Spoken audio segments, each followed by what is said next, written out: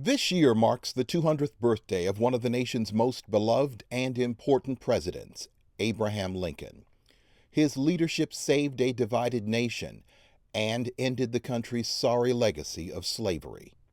5 decades after his death, a memorial would be built for Lincoln, which took more than 8 years to complete. When it was dedicated on May 30th, 1922, only one African American was offered the opportunity to speak, Tuskegee Institute's Dr. Robert Moton. Moton, who stood on the memorial steps, delivered powerful words about hope, freedom, and equality. But when he finished his speech, in an irony all too consistent with the times, Moton was ushered back to the segregated section of the audience. Through the years, the Lincoln Memorial has been the centerpiece of some of the country's most memorable and important events. Annually, millions visit the Lincoln Memorial, climbing its many steps and marveling at its vast stone columns and taking in the huge seated statue of President Lincoln. The rededication of the Lincoln Memorial is part of the ongoing celebration of Lincoln's bicentennial birthday. The rededication, which took place 87 years to the day after the original ceremony, incorporated some of the history from that day. And fittingly, Tuskegee's current president, Dr. Benjamin Payton, was invited to present the principal address.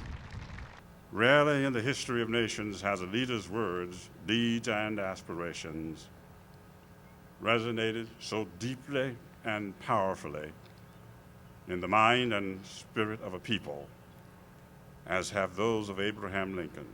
In the audience, where they would not have been allowed to sit many years ago, Tuskegee alumni, trustees, and friends proudly listened to Dr. Payton's remarks. The Lincoln Memorial belongs to all of the American people.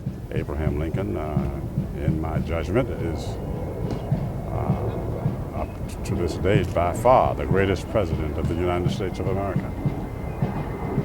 Not merely because he freed the slaves, he freed America, and he made possible for this country to emerge from that bloody war.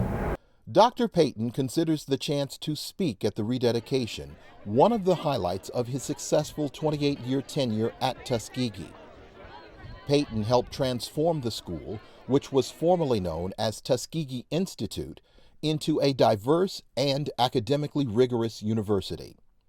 At a reception following the rededication, the university's chairman of the board noted that the upcoming school year would be Dr. Payton's last as president. I want more Americans to appreciate the authentic, important significance of Abraham Lincoln to our country and to the world.